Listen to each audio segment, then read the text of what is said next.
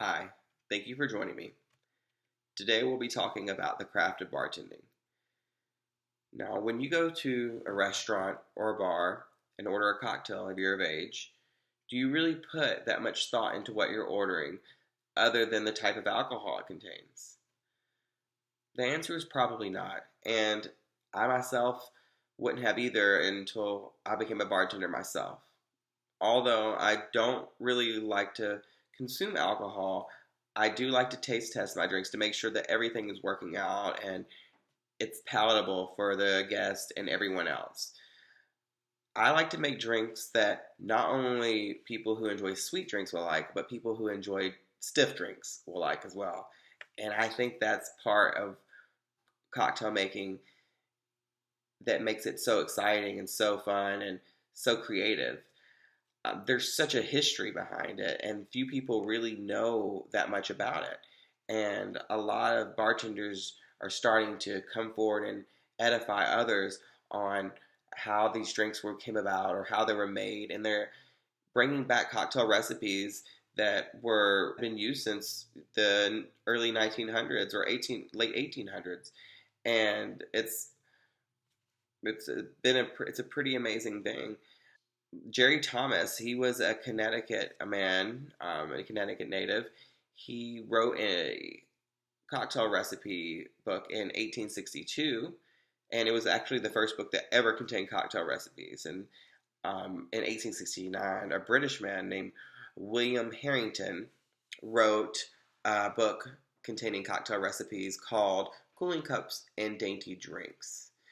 Now, according to Jared Brown in his piece, The Surprising History of the Cocktail, for The Telegraph, the earliest known use of the word cocktail in print that referenced the drink was from 1806 in an upstate New York newspaper. A lot of today's most famous cocktails, like the highball, the gin and tonic, Long Island iced tea, or whiskey sour, vodka soda, can be credited to the bartenders of the Prohibition era. Now, when you're putting together a typical bar, you're going to want to make sure that you have your key spirits. Those are going to be gin, vodka, rum, tequila, bourbon, scotch, and whiskey. Now, this is if you're trying to experiment or if you're trying to satisfy pretty much everyone.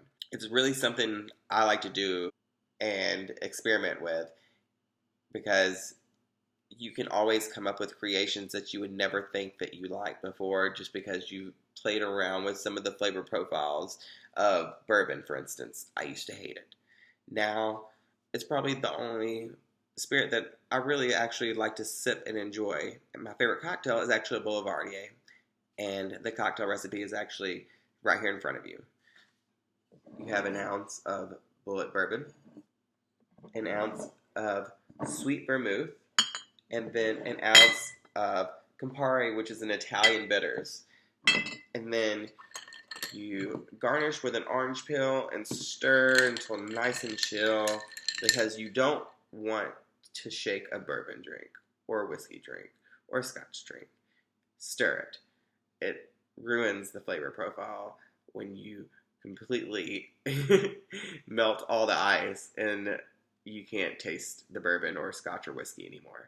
Now, vodkas or rum you can shake, but gin and bourbon you're going to want to stir because gin also has flavor profiles that associate with like juniper, and it really disrupts them whenever you shake it, and it loses all its value.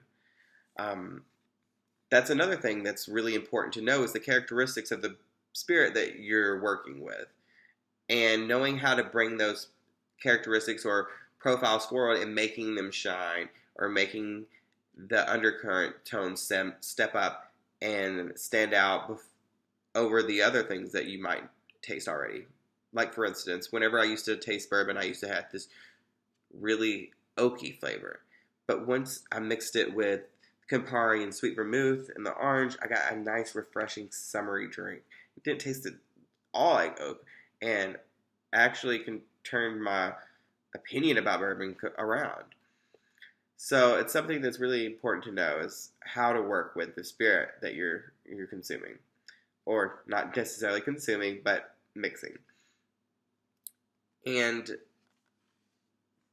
other than knowing the history of cocktails and how they're made and where they come from, it's important to know that they're more than just a drink.